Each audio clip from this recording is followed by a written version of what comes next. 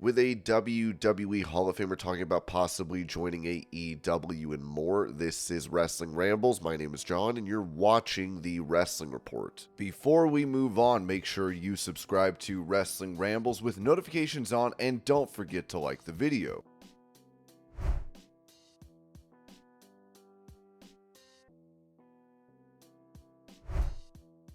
Touching on the significance of Swerve Strickland becoming AEW World Champion, Mark Henry noted on Busted Open Radio, they didn't pass up on an opportunity to do the right thing. It's earned. It wasn't because he was an African American. It was because he was talented, and I feel like that's a beautiful thing, and representation matters, and it means everything.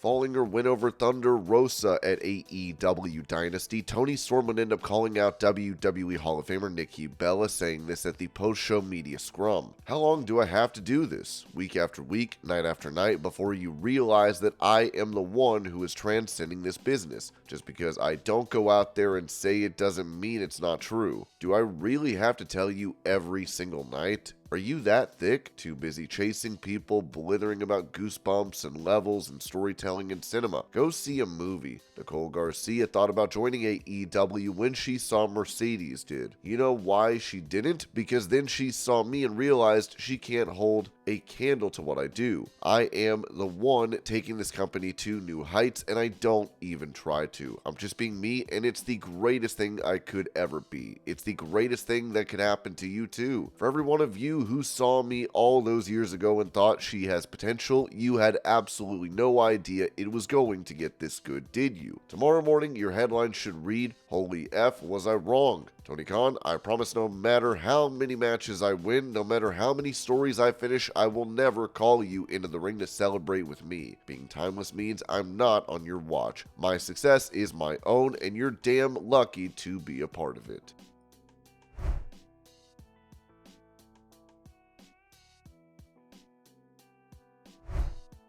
With him set to star in a movie as two-time UFC heavyweight tournament champion Mark Kerr, The Rock revealed he will begin MMA training. So WrestleMania is behind me, and I will actually start a new training camp tomorrow on Monday, and this training camp now will consist of MMA fighting in the cage. So I've gone from the pro wrestling ring to the MMA cage, and it's in preparation for my next movie. It's called The Smashing Machine. As many of you know, The Smashing Machine is based off of the life of Mark Kerr. Mark Kerr was the godfather, the heavyweight godfather of MMA, of UFC,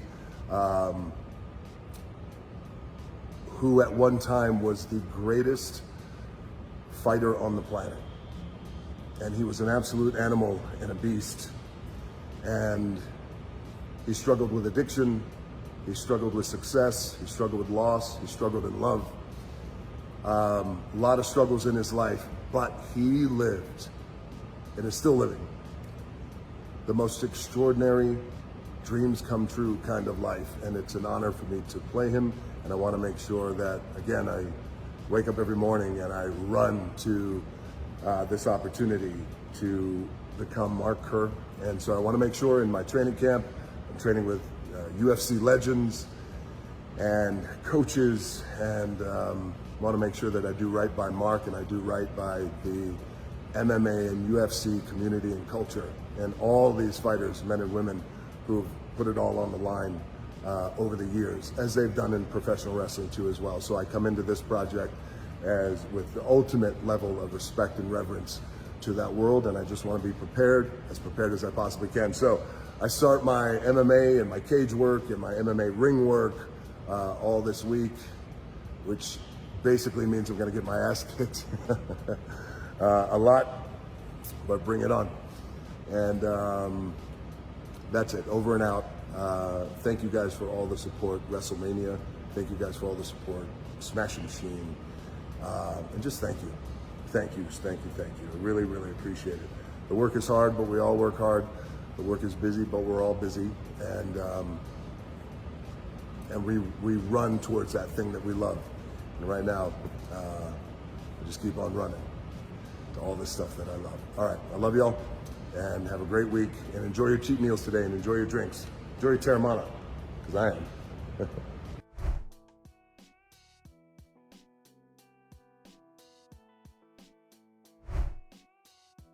Talking about Mercedes Mone's run so far in AEW, Tommy Dreamer said this on Busted Open Radio. You had this big, awesome debut, and then the follow-up. The follow-up is key, Dreamer emphasized. He then described our time away from action is beginning to disconnect her from her major AEW debut, but also questioned why they had her attacked during an interview. It's a disconnect. But if I'm not medically cleared, but then somebody jumped me from behind and I'm already hurt, and then I get hurt again, and then I'm back the next week, Dreamer suggested that the best route could just be to have her disappear until later, potentially like how Adam Cole hasn't been on screen despite being revealed as the Devil. If you can't do physical stuff, then maybe just kind of disappear to come back again. You can come into any company based upon what you've done somewhere else. Eventually, you have to step into the ring and prove yourself there. Dreamer also suggested that Monet could turn heel instead due to how well she's performed in that role in the past.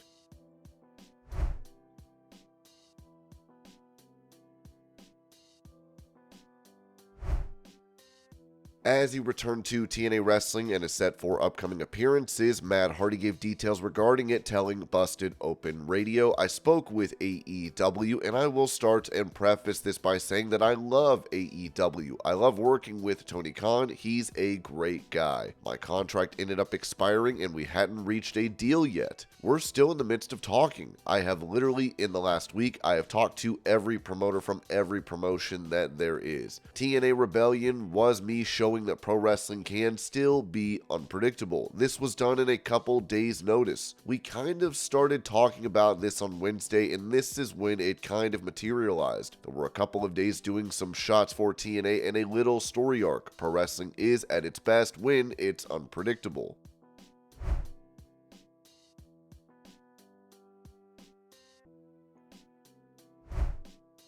Explaining why he did not simply leave after winning the World Heavyweight title to avoid being cashed in on at WrestleMania 40, Drew McIntyre said this on TikTok.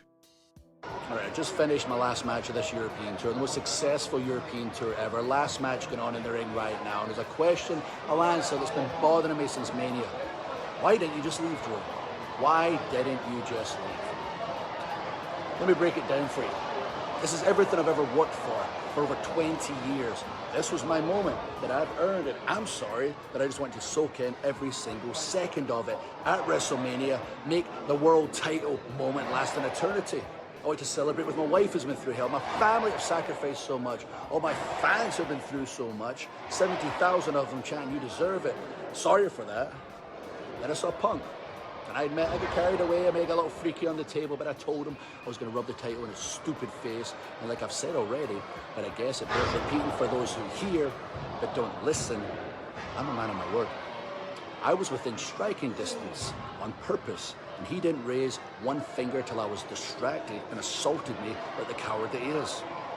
Some of you support him, despite that incident. And the amount of proof over the years proving what kind of selfish monster that idiot is. For those who ask, why didn't I just leave?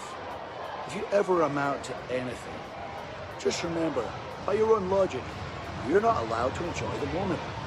Don't get carried away now. Don't let that adrenaline consume you. Don't do what you literally promised you were going to do prior, and then you go ahead and do it because others might just have an issue and ask stupid questions like, why don't you just walk away? And oh yeah, the internet is telling the truth. I've said it in interviews already. I am hurt, but I keep pushing through because I'm not a pathetic coward little bitch like CM Punk.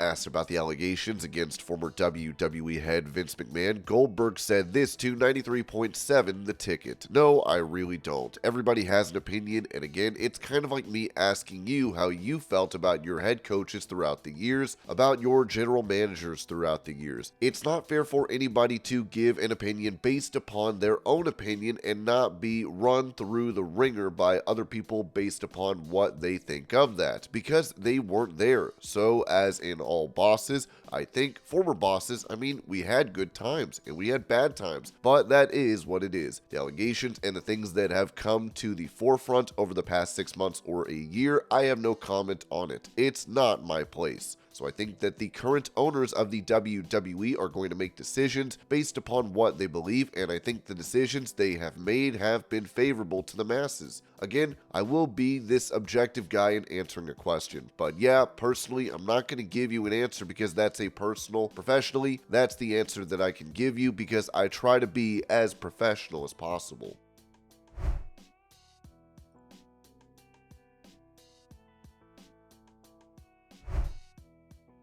During that same interview, Goldberg would say this regarding a potential debut in AEW. I've talked to him, Tony Khan, a number of times throughout the past, but and this is where you're going to get the most blunt answer you're going to get from me. The product is too cheesy. Product is too cheesy. It doesn't deserve to have, whatever. Now you're really going to get me going, but if there was a comparable viable option as a competitor that would allow me to still look myself in the mirror after I was a member of their roster, yeah, then it would be a consideration, but not a chance.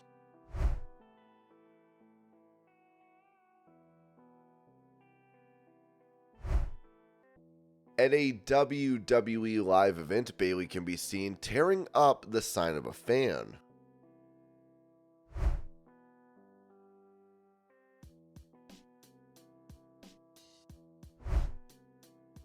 The Undertaker seems to be in support of Triple H's previous comments in regards to talent. As Ringside News wrote, The Undertaker shared his perspective on comments made by Triple H regarding the challenges wrestlers face when transitioning to WWE while speaking during a recent episode of his 6 Feet Under podcast. Triple H had stirred up some conversation by highlighting that many wrestlers opt for other promotions over WWE due to their lighter schedules. He expressed his stance, saying, "When I see people coming out of trying to make it and then they pick a job where, well, they work less, the schedule is lighter, then I'm like, I'm glad I didn't pick you. If you're not in it for the grind at that point early in your career, you have no business being here." The Undertaker responded to Triple H's viewpoint by acknowledging its truthfulness. He remarked, "Somebody asked Triple H about other talent coming in from other places. It was so true, but I never heard anybody really say it." The Undertaker recognized the historical trend where wrestlers who achieved stardom in promotions like WCW often struggled to replicate that success in WWE. However, he refuted the idea of any deliberate agenda to hinder talent, asserting that's just crap. If you draw money, obviously you have to be put in a situation to be able to draw money, but you have to work within that WWE frame of mind. Undertaker addressed the prevalent misconception among fans that success elsewhere automatically translates to success in WWE, emphasizing the need for acclimation to the WWE system. Just because you were a big star here or there doesn't mean you're going to fit into the WWE system without a little bit of acclimation time. That's what most smart marks don't get, he explained. When his co-host hinted at potential biases from the management hindering certain wrestlers, The Undertaker swiftly dismissed the notion, deeming it the stupidest thing he's ever heard. He stressed, "You don't bring people in to hold them down, you bring people in to make the product better."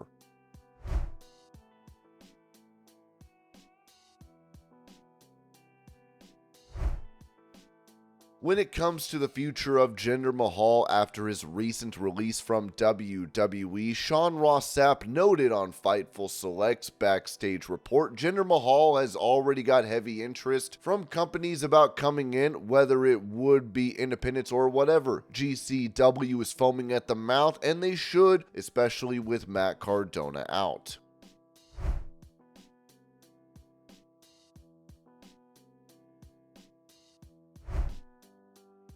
On X, Ringside News posted footage from a fan in attendance of AEW Dynasty showing Jack Perry in a mask interfering in the match between FTR and the Young Bucks.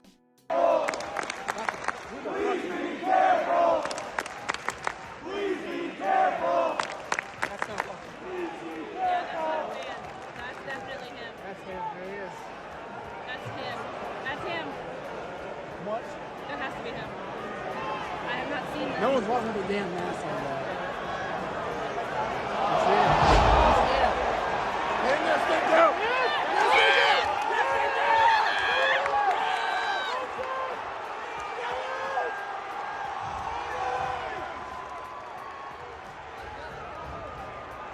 Let him go! That's the Jungle Man!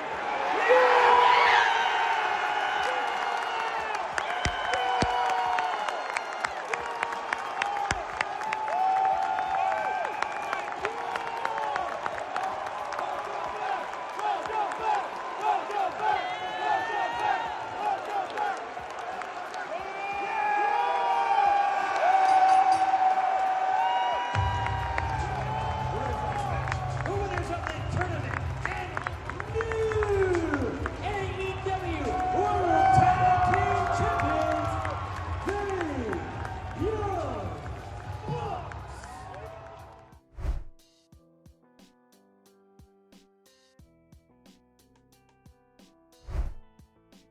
Going over a reported debut that is set for WWE, Ringside News wrote that among the latest additions to WWE's roster is Jacob Fatu, who recently concluded his tenure with MLW, where he held prominent position as one of the promotion's top stars. Reports suggest that Fatu finalized his deal with WWE during WrestleMania weekend, a move that led to his withdrawal from a scheduled appearance with GCW during that time frame. Having wrapped up his commitments with MLW following their Super Fight event in February, anticipation has been building for Fatu's imminent debut on WWE television. According to insights from PW Insider, expectations within the company are high for Fatu's debut, with speculation rife that he could make his first appearance as early as this Friday's SmackDown. Sources within creative circles suggest that Fatu is poised to become a regular fixture on the main roster, signaling WWE's intent to capitalize on his talent and potential moving forward.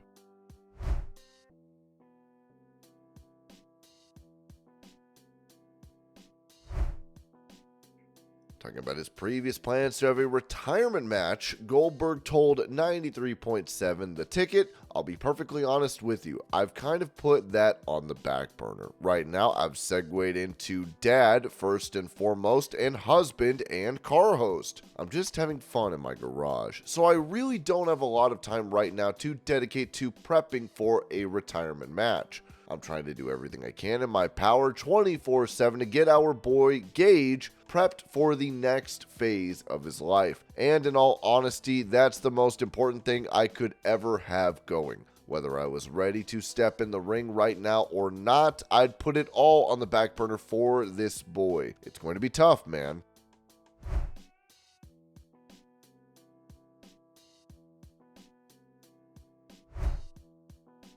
It appears another star has been released from WWE, with Ringside News writing. As the WWE draft gears up to commence this week on SmackDown, followed by next week's installment on Raw, speculation among fans is rampant regarding potential roster shifts, particularly with NXT talent in the mix. One name that's been swirling in discussions was Von Wagner, who is being considered for a promotion to the main roster. However, recent reports indicate that Wagner, whose real name is Cal Bloom, has been released from his contract. PW Insider revealed today that Wagner was being deliberated upon as a possible call-up from NXT to either Raw or SmackDown over the past week. Conversely, Fightful Select disclosed that Wagner was among the names released last week along with others. Von Wagner was also a part of the WWE releases last week, Fightful Select has learned. It would be added that despite occasional appearances on WWE Raw and main event towards the end of 2023, neither Wagner nor Quinn seemed to have significant creative plans on the main roster.